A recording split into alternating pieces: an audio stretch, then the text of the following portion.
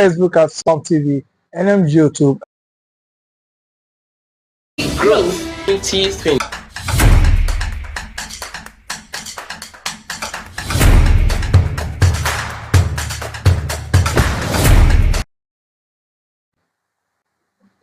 Welcome to the broadcast of world news from Sumtv, the pulse of the nation. You can also follow us on Facebook at Sumtv and on YouTube at Super Media TV. I am Abraham Manager with the news. Declaration of war. M23 rebels claim seizing KDR Congo city of Goma. Two United Nations sources said that Congolese and Rwanda troops have also exchanged fire, risking rapid escalation of the conflict. Gunfire rang out across parts of Goma, the largest city in the Eastern Democratic Republic of the Congo, DRC, hours after Rwandan-backed M23 rebels said they have seized a desperate United Nations Security Council calling for an end to the offensive. The news comes as two UN sources said that DRC and Rwanda troops have also exchanged fire along the shared border on Monday, risking a rapid escalation of the conflict amid the advance of the M23 fighters. 6 peacekeepers killed fighting rebels in eastern Congo, officials says as rebels closing on Goma. Fighting with M23 rebels in Eastern Democratic Republic of Congo left 6 United Nations peacekeepers dead, UN officials say Saturday. 2 South African peacekeepers were killed Friday, while a Uruguayan Blue Helmet was killed Saturday, a UN official told the Associated Press. The official spoke on condition of anonymity because they were authorized to speak on the matter publicly. Additionally, 3 Malawian peacekeepers were killed in eastern Congo, United Nations in Malawi said in a statement Saturday. United Nations Security Council moved up an emergency meeting on the escalating violence on Sunday morning. Congo requests the meeting, which was originally scheduled for Monday. M23 has made significant territorial gains in recent weeks, encircling the eastern city of Goma, which has around 2 million people and is a regional hub for security and humanitarian efforts. The United Nations said it will temporarily relocate non-essential staff from Goma, such as administrative staff. Essential personnel remains on the ground, sustaining critical operations such as food distribution, medical assistance, shelter, and protection for vulnerable communities, the UN statement read. M23 is one of the 100 armed groups that have been vying for a foothold in mineral-rich eastern Congo along the border with Rwanda. In a decade-long conflict that has created one of the world's largest humanitarian crises.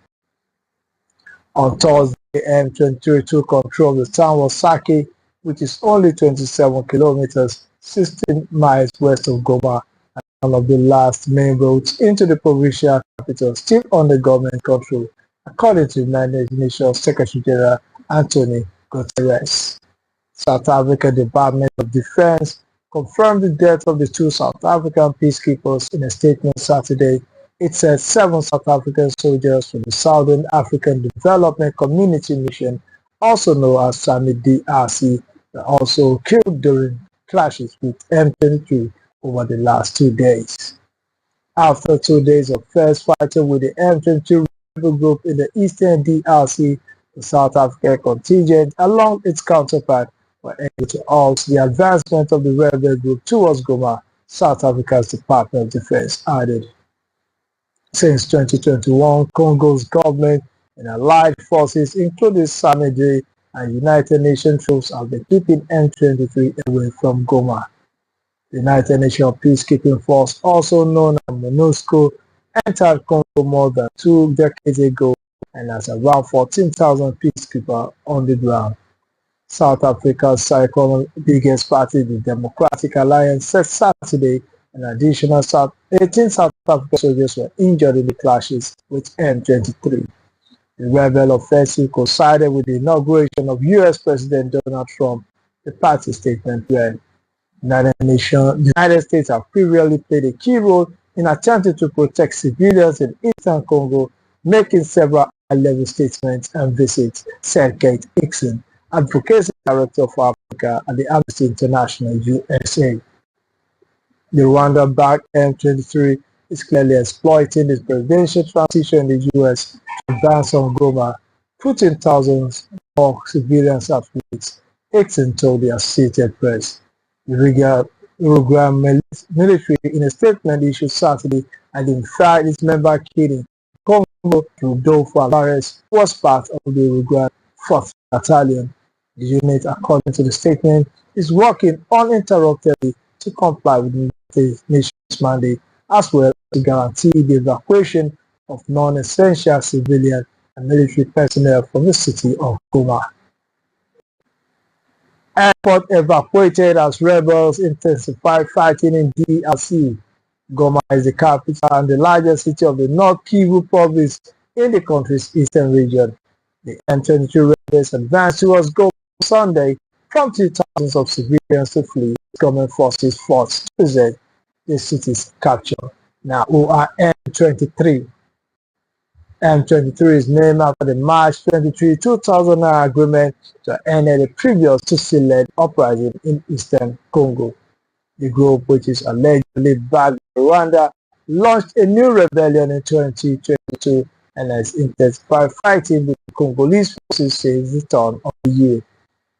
The rebel group accused the Congolese government of not fulfilling its part of the peace deal, fully integrating Congolese Tutsi into the army and administration. Congo has severed diplomatic ties with Rwanda as the rebel movement was said to have seized several territories in the eastern region. DRC has demanded sanctions from Rwanda against Rwanda, alleging that the country's forces have crossed into its territory, which is tantamount to a declaration of war.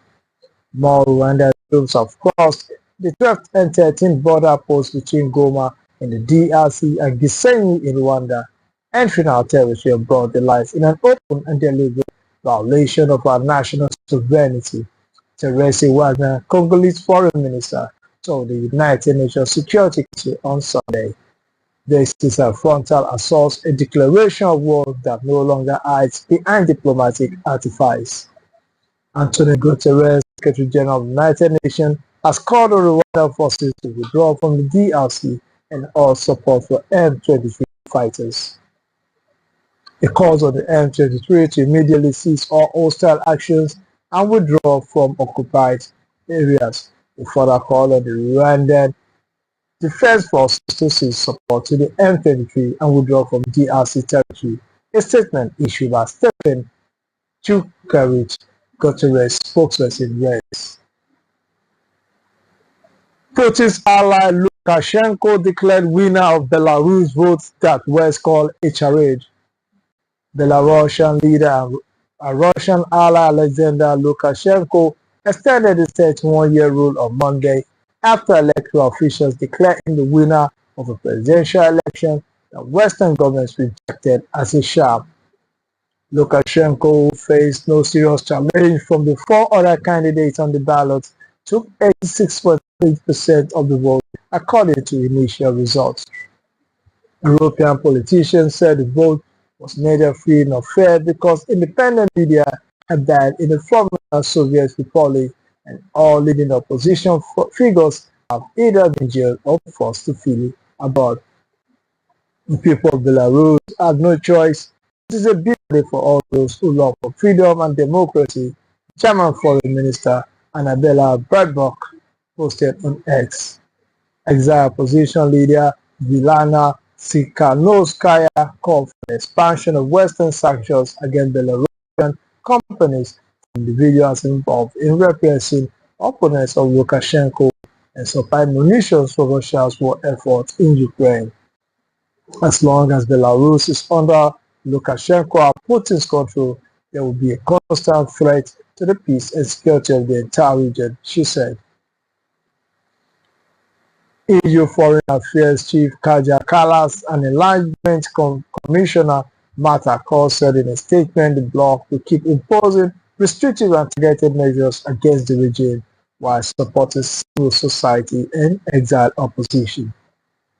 Asked about the jailing of his opponent, Lukashenko said on Sunday that they have chosen their own fate. He denied that his decision to release more than 250 people convicted of extremist activity was a message to the West to see an easing of his isolation. I don't give a damn about the West, he told the rambling news conference that lasted well over 4 hours. We have never refused relations with the West. We have always been ready, but you did not want this. So what should we do? Bow before you occur on our knees. Throughout his career, Lukashenko has managed to make himself a useful ally to Russia and extract vitamins in the form of clean oil and loans, which while preventing his country of 9 million people from being swallowed up by its much larger neighbor. But in the war in Ukraine has tied him more closely than ever to Putin, whose invasion was launched in part from Belarusian territory.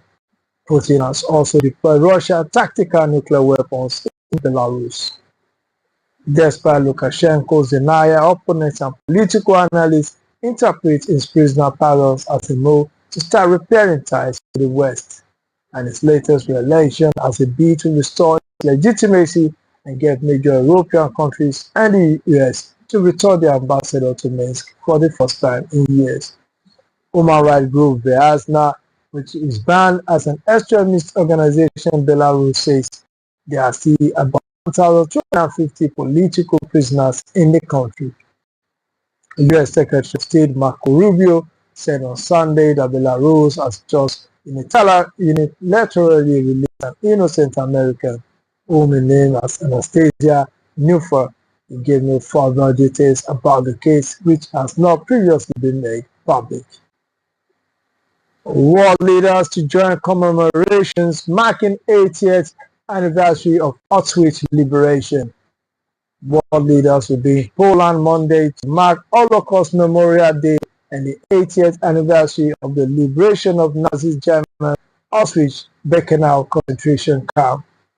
Britain monarch King Charles, German Chancellor Olaf Scholz, and French President Emmanuel Macron are among those attending the event, which will begin in a tent erected over the former death camp infamous entrance gate. All of Auschwitz remaining survivors are invited to the commemorations and can bring one person for support. We are fully aware of how physically demanding and emotionally taxing attending a commemoration event at the site of the former camp can be for them, the Auschwitz Memorial and Museum said in a statement. Michael Boston, who survived for 7 months inside Auschwitz as a child, said that nothing will be easy about returning. One of the symbols of the 80th anniversary is a freight train car which will be placed directly in front of the main gate. The train car is dedicated to the memory of the approximately 420,000 Hungarian Jews who were deported to Auschwitz. Approximately 1.1 million people were murdered at the concentration camp from 1940 to 1945. Many of them Jews, but also other victims of the Third Reich, including Poles, the Roma, and Soviet prisoners of war. The United Nations as the International Holocaust Memorial Day in 2005. Observed annually, it marks the liberation of Auschwitz in 1945 and remembers the 6 million Jews who lost their lives under the Nazis. The museum said that the event on Monday offers a chance for shared commemoration and global reflection. It comes at a time of mounting anti-Semitism in Europe, fueled by conflict in the Middle East. We saw Israel launch a war on Gaza in response to terror attacks carried out by Palestinian military group Hamas on Monday 7, 2023. There have been an increase in anti-Semitic incidents in Europe since October 2023, with some Jewish community organizations reporting an increase of more than 400%, according to a survey from the European Union Agency for Fundamental Rights published in June. Of those surveyed by the FRA, 76% say They hide under Jewish identity, at least occasionally, and 34% avoid Jewish events or sites due to feeling unsafe. Europe is witnessing a wave of anti-Semitism, partly driven by the conflict in the Middle East. This severely limits Jewish people in our ability to live in safety and with dignity, FRA Director Silpa Rauchi said. Events in the Middle East has prompted a surge in Islamophobic incidents across Europe, including arson, verbal and physical abuse, and the targeting of mosques. Colombia backs down deportation flights after Trump tariff threats.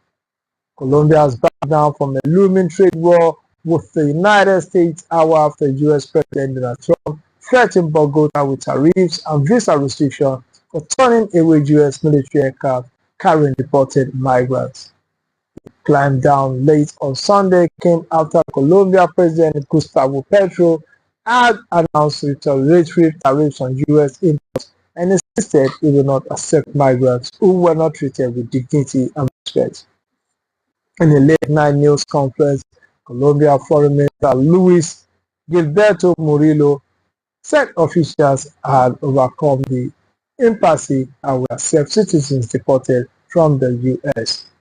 A White House statement said Colombia has agreed to all of Trump's terms, including unrestricted acceptance of all illegal aliens from Colombia returned from the United States, including on U.S. military aircraft without limitation or delay.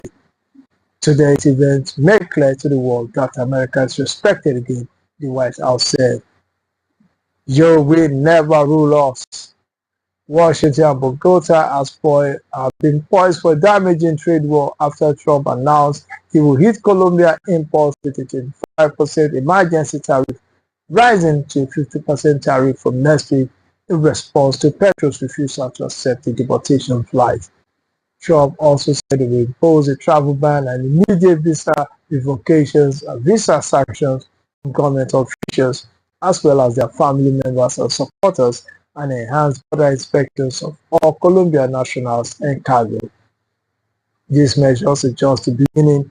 Will not allow the Colombian government to violate its legal obligations with regard to the acceptance and return of the criminals they forced into the United States, Trump said on the social media network Truth Social.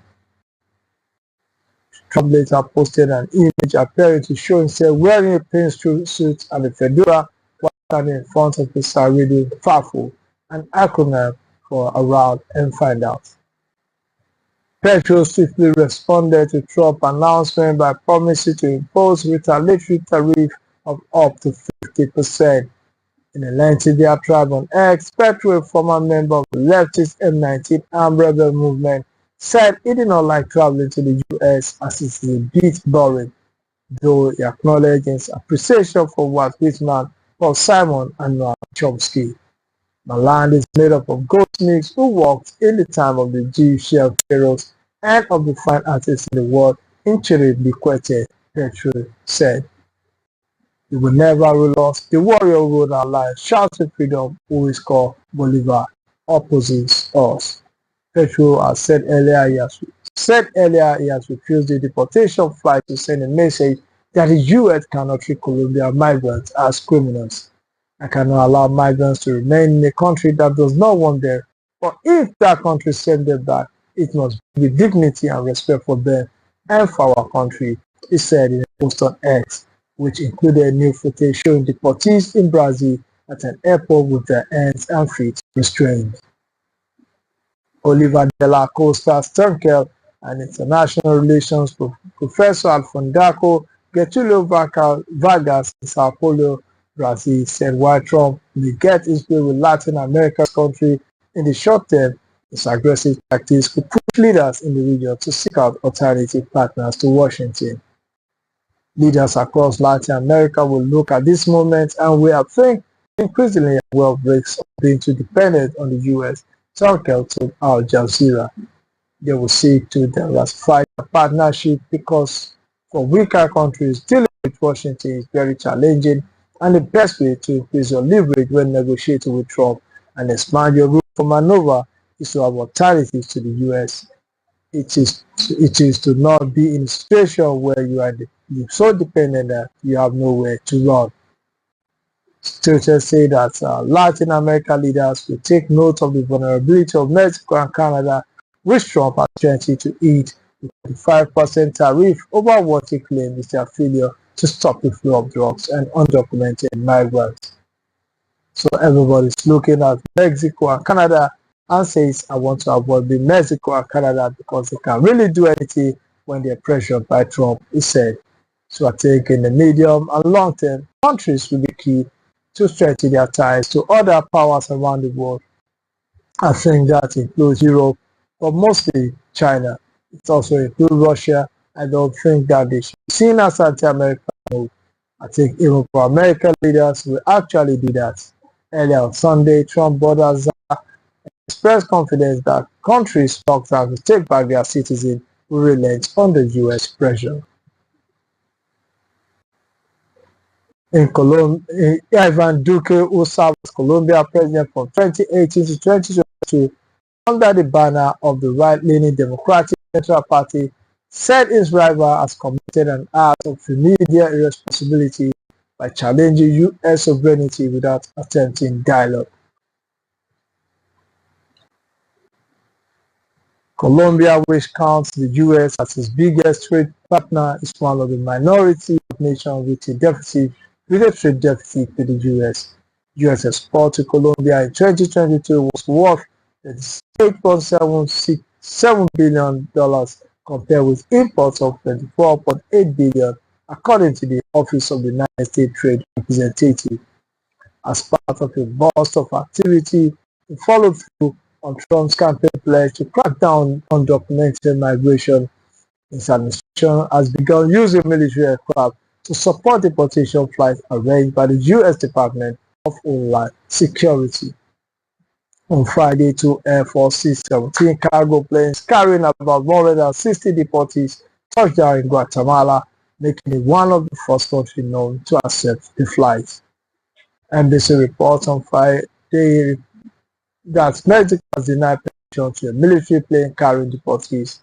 The report, which quoted three unnamed sources, said it was unclear why Mexico has refused the flight. Following the publication of the report, White House Press Secretary Caroline Leavitt said in a post on X that Mexico has accepted a record of 4 deportation flights in a single day. Pete Hegseth confirmed as U.S. Defense Chief in tiebreaker Senate vote. Hegseth's nomination has been rocked by allegations of alcohol abuse and sexual misconduct. Three Republican senators defied U.S. President Trump voting against Hegseth, who faces allegations of sex misconduct and alcohol abuse. Pete Hegseth has been confirmed as the United States Defense Secretary, with Vice President J.D. Vance casting the votes to break a 50-50 tie, underscoring the controversies over his nomination, which has been rocked by allegations of alcohol abuse and sexual misconduct. Friday confirmation of Hegseth, a 44-year-old former Fox News personality and decorated veteran, is seen as a victory for President Donald Trump and his opposition from all Democrats and Independents and 3 Republican members of the Senate. What did Hegseth say in the defense confirmation hearing? Trump's Pentagon pick faced Senate confirmation hearing that his Pentagon's chief nominee Pete Hegseth as controversy marked. It was only the second time in history a cabinet nominee needed a tie break to be confirmed. The first was also a Trump nominee, Betsy DeVos, who became Education Secretary in 2017. Hegseth, who is promising to bring major changes to the Pentagon, takes over as defense chief amid the war in Ukraine, ceasefires in Lebanon and Gaza, as well as the push of the Trump administration to expand the military role on the U.S.-Mexico border. He is seen as the most divisive candidate to clinch the U.S. military top job. The 3 Republican senators who voted against Hegseth were Lisa Murkowski, Susan Collins, and Mitch McConnell, the party's leader in chamber, until this month. McConnell said has failed to demonstrate that he has the ability to effectively manage an organization as large and as complex as the military. UN Secretary called for Rwandan forces to leave DRC as rebel press offensive. Qatar says agreement reached to release Israel captive allow Palestinians to return to North Gaza. So XF will leave 1.3 million active duty service members and almost 1 million civilians who work for the US military, which has near $1 trillion annual budget. XF told lawmakers that until this point, the largest group he has managed was 100 people and the largest budget was $60 million. His nomination was also rocked by a series of accusations, including one this week by his former sister-in-law, who said he abused his second wife to the extent that she hid in the closet and had a code word to use with friend if she had to be rescued. XF strongly denied the accusation, and his wife has previously denied any physical abuse. Trump says Jordan, Egypt should take in Palestinians from Gaza. Egypt and Jordan push back. US President Donald Trump said Jordan and Egypt should take in Palestinians from war-ravaged Gaza, a suggestion rejected by Hamas, the Palestinian militant group that runs the enclave, and apparently rebuffed by Jordan and Egypt. Asked if this was a temporary or long-term solution for Gaza, where Israel military assault has caused a dire humanitarian situation and killed tens of thousands, Trump said on Saturday it could be either. Jordan is already home to several million Palestinians, while tens of thousands live in Egypt. Both countries and other Arab nations reject the idea of Palestinians in Gaza being moved to other countries. Gaza is land that Palestinians will want as part of a future Palestinian state. Israel Finance Minister Bezalel Smotrich, who was repeatedly called for the return of Jewish settlers to Gaza, welcomed Trump's call as an excellent idea and said he will work to develop a plan to implement it. Israeli Prime Minister Benjamin Netanyahu has reportedly rejected such notions advocated by Smotrich. A Hamas official echoed long-standing Palestinians' fear about being driven permanently from their homes. Palestinians will not accept any offers of solution, even if such offers appear to have good intentions under the guise of reconstruction, and as announced in the proposal of the US President Trump, Bassem Naim, member of the Hamas political bureau, told Reuters. Another Hamas official, Sami Abu Zuri, urged Trump not to repeat failed ideas tried by his predecessor Joe Biden. The people of Gaza have endured death and refuse to leave their homeland, and they will not leave it regardless of any other reasons, Abu Zuri told Reuters. Jordan also appeared to reject Trump's suggestion, with his foreign minister Ayman Sadat Fadi telling reporters that the country stands against any displacement of Palestinians from Gaza remains firm and unwavering. Egypt's foreign ministry follows suit, saying it categorically rejects any displacement of Palestinians from their land, be it short-term or long-term. Western-backed Palestinian President Mahmoud Abbas condemned Trump's remarks. Our people will remain steadfast and will not leave their homeland, said a statement published by the official Palestinian news agency Wafa. Palestinian analyst Ghassam Al-Khatib said Palestinians in the occupied West Bank and Gaza, as well as Jordanians and Egyptians, would reject Trump's plan. I don't think that there is a place in reality for such an idea. Referring to a call he had on Saturday with Jordan King Abdullah, Trump told reporters, I said to him, I would love you to take on more because I'm looking at the old Gaza Strip right now and it's a mess. It's a real mess. I would like him to take people. He added, I would like Egypt to take people, and said he will speak to Egyptian President Abdel Fattah al-Sisi on Sunday. You're talking about 1.5 million people, and we just clean out the old thing, Trump said. The population in the Palestinian enclave prior to the start of the Israeli-Gaza war was around 2.3 million. Washington has said last year it opposed the forcible displacement of Palestinians, right groups with humanitarian agencies for months, raised concern over the situation in Gaza, with the war displacing nearly the entire population and leading to a hunger crisis. It is literally a demolition site. Almost everything is demolished and people are dying there.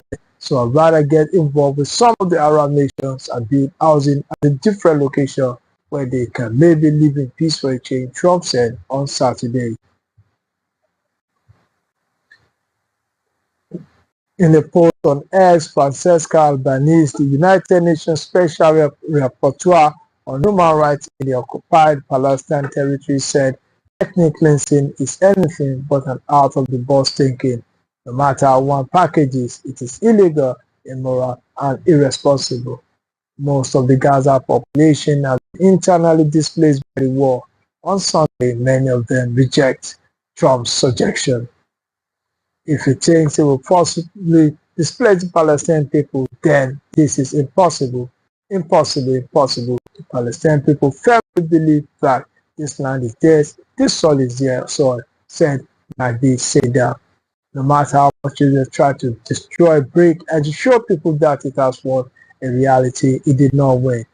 The current Gaza conflict was triggered on October 7, 2023, when Hamas attacked Israel, killing about 1,200 people and taking around 250 hostages, according to Israeli tallies. Israel's subsequent military assault on Gaza has killed more than 47,000 people, according to the Gaza Health Ministry. The fighting has currently paused amid a fragile ceasefire. That is the end of this broadcast. Stay tuned for other exciting programs from the stable of the Sumtv. We're beaming live from the city of Jalingo, Taraba State. I am Ibrahim Mana Joda. Stay blessed.